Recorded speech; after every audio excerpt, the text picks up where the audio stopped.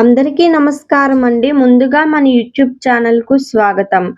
మనం ఈ వీడియోలో తిరుప్పావైలో ఉన్న రెండవ పాసురం మరియు పాసురం యొక్క భావార్థం గురించి తెలుసుకుందాం. ముందుగా రెండవ పాసురం.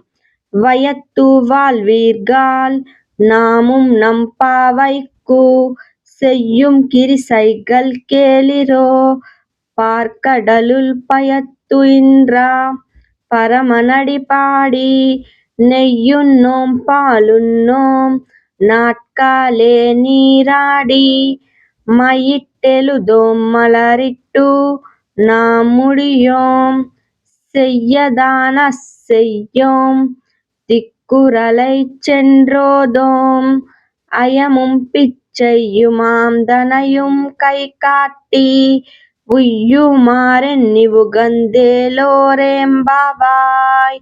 ఈ పాసురం యొక్క అర్థం ఆండాళమ్మ చెప్తున్నారు. ఈ లోకంలో నివసించే ప్రజలారా, మేము చెయ్యబోయే పావై వ్రతం గురించి వినండి.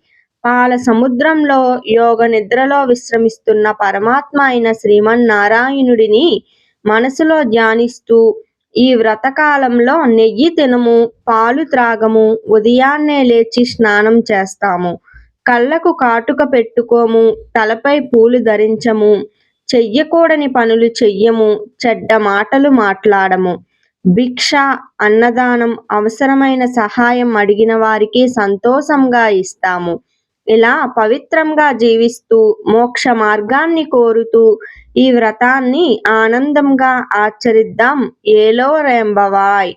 ఈ పాసురంలో ఆండాళమ్మ పావై వ్రతానికి నియమాలు స్పష్టంగా చెప్తున్నారు. ఇది కేవలం ఉపవాసం కాదు, జీవన శుద్ధి.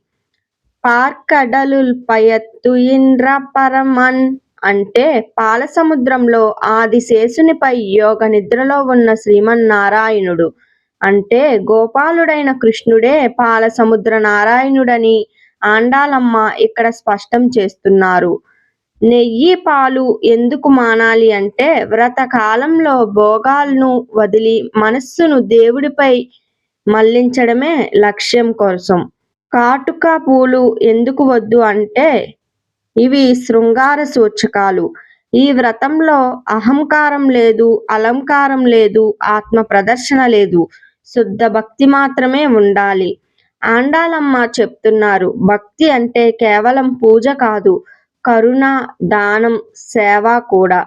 అందుకే భిక్ష అడిగిన వారికి, అవసరమైన వారికి సంతోషంగా ఇవ్వమంటున్నారు ఆండాళమ్మ.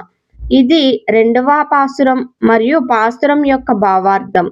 తరువాత వీడియోలో మనం మూడవ పాసురం మరియు పాసురం యొక్క భావార్థం గురించి తెలుసుకుందాం. ధన్యవాదములు.